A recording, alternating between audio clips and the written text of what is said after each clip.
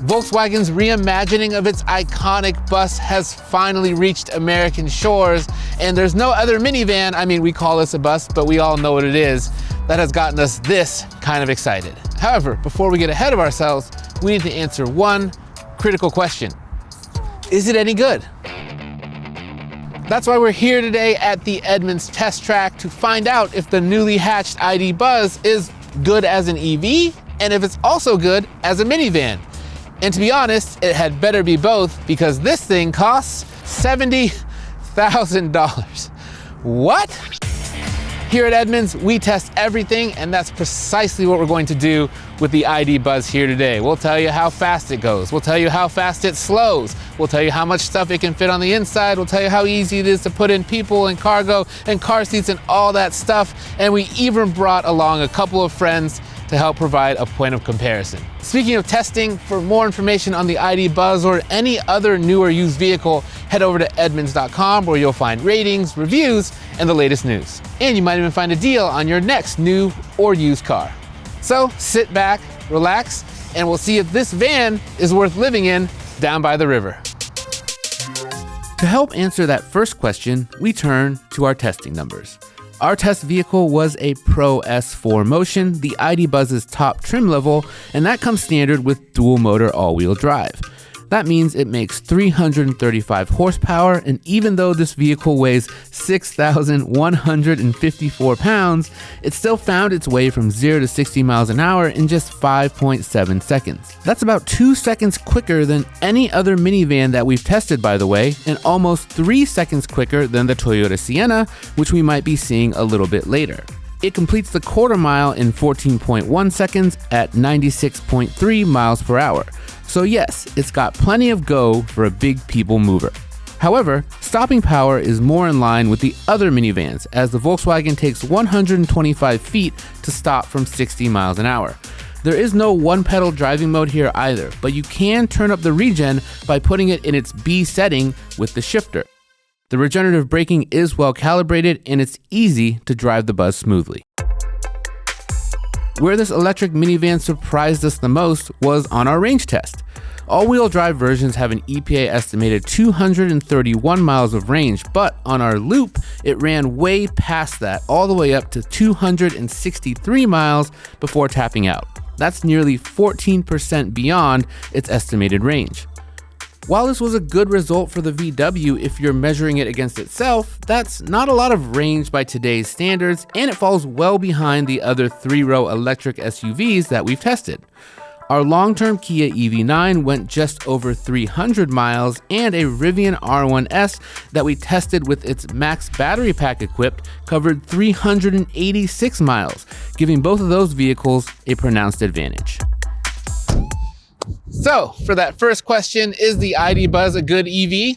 I would say yes. It doesn't have great range, but it's more comfortable than you would expect, and its performance impresses for something of this size. Now it's time to answer the next part of that question. Is it a good van? And this is important because the ID Buzz is really taking up a unique place in the market.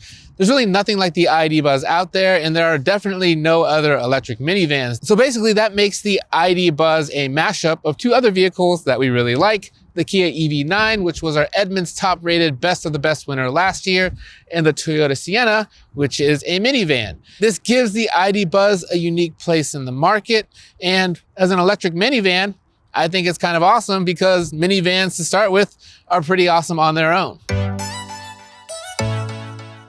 The first thing you notice about the ID Buzz is, of course, how it looks. There's nothing else like it on the road today. It's a tribute, of course, to the bus, and it's really the only vehicle that you can currently buy in the US that's shaped exactly like a loaf of bread. One thing that really surprised us about the ID Buzz when we got it here for testing was just how big it was. And as you can tell from seeing it behind me, it's significantly larger than both of those other vehicles. Now, its wheelbase is about 6 inches longer than that of the Sienna, and that's why it feels so spacious and expansive inside, even though its overall length is 6 inches shorter, which makes it more maneuverable and better to live with in the city. The other thing you'll notice, the height. This is a really big boy. It's about 6 to 8 inches taller than all the other minivans on the market, and that pays big dividends once you get inside. The ID Buzz is really tall, and that means that it also has really tall door openings. And what that means is that it's really easy to climb in and out of this vehicle. It also has a lower step-in height than an SUV, maybe a touch higher than a minivan, but low enough that it will be easy for kids and older passengers alike to climb in without a problem. And once you're here, just look at how much room you have. It's just incredibly expansive in all directions. So much headroom, so much legroom. I had this seat set up where I would drive, and as you can see, I have tons of travel here to even go forward way more, or I can go all the way back. Just lots and lots of rooms. We also really like the placement of the USB ports for this row. They're in the doors, super easy to access for each passenger. This feels more expansive than a minivan. I have spent a lot of time in minivans recently. And this, I can tell you, feels even bigger inside than those cavernous vehicles. Now these side windows here, they aren't the biggest, but they sort of have this Easter egg. That's an homage to the old vans, and they just open this little kind of porthole right here, but you get plenty of air out of that, so that's kind of a cool nod to history. So one of the things that we used to like a lot about Volkswagen interiors was that they had all these clever little storage spaces and things like that. And this pocket right here on the back of these seats to put your phone is an example of that. And it's great to see Volkswagen maybe getting back to some of that. Now we wish that they would follow that up with getting back to Volkswagen's great interior quality of the old. And this vehicle is a step towards that, but materials and fit need to get a little bit better for it to get all the way there. Now for any vehicle that is minivan-esque, how they handle car seats is a really big deal. And the ID Buzz does pretty well in that department. Upper and lower latch anchors are both really easy to access, and it adopts one cool feature from the Volkswagen Atlas, and that is with a forward-facing child seat installed that uses the latch anchors, you can actually take this whole seat and still tilt and slide it forward, even with the seat installed, to allow access to the third row.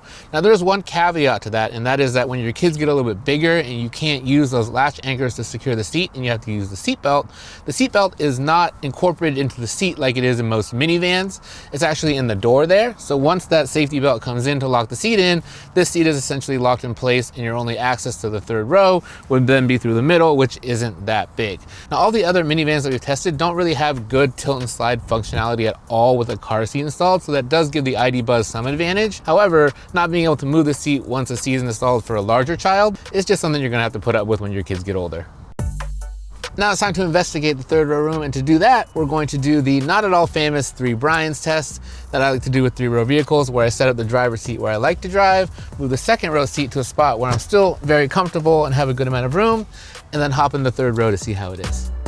Now that I'm back here, I guess I didn't really need to move this seat up at all, because this third row is massive. This is, I think, the largest third row that I've ever been in that I can remember. Just look at how much legroom I have. I actually have enough room to fully cross my legs in the third row. There's over 42 inches of third row legroom here in the ID Buzz. That's about 4.5 more than the Sienna, and more than 10 more than the EV9. And the EV9 just can't really compete with anything like this. I also like that VW resisted the urge to cram 3 seats back here. I like having this as 2 comfortable seats rather than 3 not as comfortable ones. And back here, all the amenities that you could want: charge port, cup holder, ceiling vent. I just absolutely love this third row.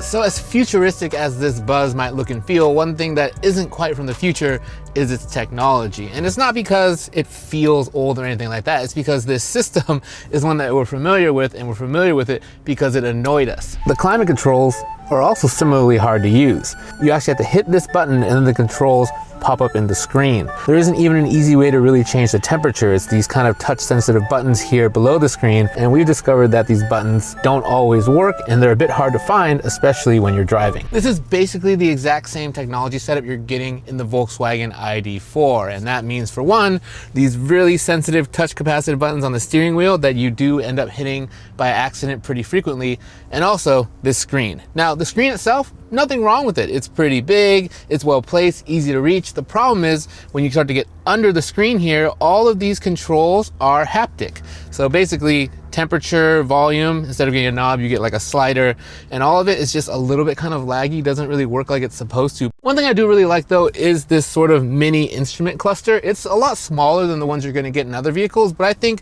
it does a really good job of showing you the information you need to know as a driver. Nothing more, nothing less. And also, it's mounted here on the steering column, so no matter where I move the steering wheel, I'm always able to see it easily. A lot of versatility in this vehicle when it comes to charging. 8 USB-C ports, all in kind of normal places, but also in some weird places, like up front, for example, next to the wireless charging pad, which is here next to the steering column, which I don't really like because that means that only the driver can really use it. 2 USB-C ports here, one in the door for passengers, and also one up here next to the rear view mirror. So if you have like a forward-facing camera you want to install or something like that, you can run power to it really easily. Also, underneath the front seat here, you're getting a household outlet and of course charging ports for both second and third row passengers. So lots of places here to charge all the devices for all of your family members. Now, the system navigation itself is a bit clunky, but what saves you is of course wireless Android Auto and wireless Apple CarPlay, which come standard. The height of the ID Buzz, you really notice it from the outside, but you also notice it from the inside as well, whether you're sitting in the front row, second row, third row.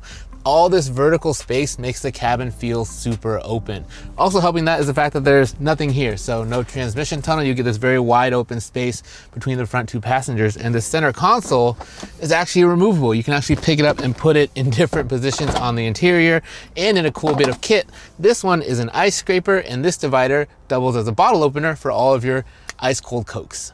For any van-shaped vehicle, small item storage is going to be critically important, especially for families. And in some ways, the ID Buzz is really great, and in other ways, it definitely falls short. So case in point, the shelf here is super convenient. And also, I like the placement of this wireless charging pad in terms of an easy place to put your phone if you're the driver.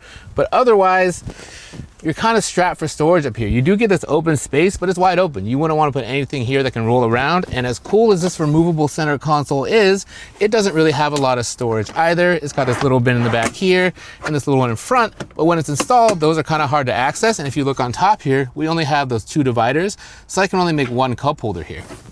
Now, if you do need more cup holders, because you always need more cup holders, there are 2 more that fold out here, but though this might look like an open storage space behind it, it's not. It just basically folds out and there's nothing that you could really fit in there. When it comes to features, there's a lot up here to like about the ID Buzz. Heated steering wheel, heated and ventilated front seats that also come with a massage function. Is it a great massage function? No. Is it better than nothing? Yes. Overall, sort of materials and fit and finish feel pretty good. I mean, especially compared to other minivans, but against something like our EV9 does feel like a bit above it in terms of overall materials and sort of look and feel. But I do kind of like the minimalism that they have in this interior. It's nothing crazy. The exterior of the Buzz is really where it gets quirky and fun. The interior, it does feel a lot more conventional.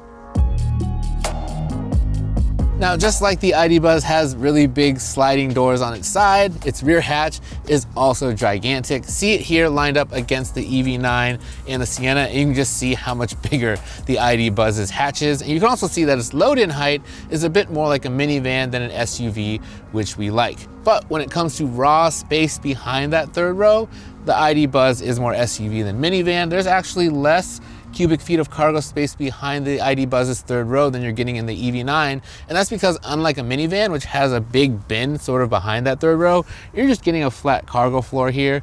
Volkswagen also includes this sort of like storage shelf right here behind the third row. But just know that if you're planning on using all 3 rows for people, you're not gonna have a lot of space for things. The third row does fold down to give you a flat cargo floor, but if you don't want any of that in there, you can take out the shelf, you can take out the third row super easily. Those seats just actually slide right out. And once they are out, now is when you're getting minivan levels of cargo room, over 70 cubic feet of cargo space behind the second row like this, and that matches what you're getting in the Sienna. I'm absolutely flabbergasted how easy it is to take out and put back in this third row. Usually in minivans, if you're taking seats out, it's a chore, they're real heavy, but these, slide in, slide out, it's fantastic. Now, we really wish though that you could take out those second row seats, because if you want ultimate van life, then taking out third row, take out the second row, take out the shelf, and leaving yourself kind of a flat floor for everything would have been really cool. Earlier versions of the ID Buzz, we might thought that we'd get like second row seats that could like turn and rotate and see each other and all that cool stuff. Unfortunately, these seats that are in there now don't do any of that stuff, and they don't even come out at all. So as you can see behind me, if you want any kind of flat cargo floor, you actually got to put the third row and that shelf back in to give yourself the flattest possible surface for something like a mattress. I think it's pretty easy to look at the ID Buzz and think that it's kind of just like a gimmick, like it doesn't really have much substance. But I think through our testing today, we've shown that not only is this vehicle pretty good at being an EV, it's also pretty good at being a minivan. It is absolutely cavernous inside. Adults especially will appreciate all that headroom and legroom you're getting in the second and third rows. And it also has family-friendly features like those seats that can slide forward and tilt even with the car seat installed.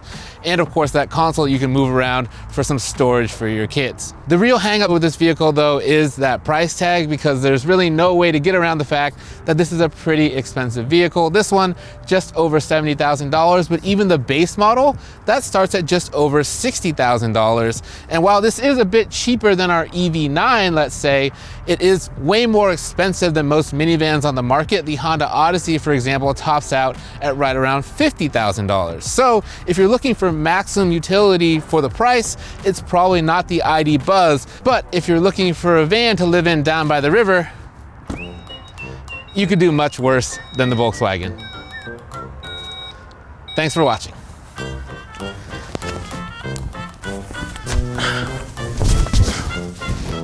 You know, when I asked for a room for this shoot, this was not what I had in mind.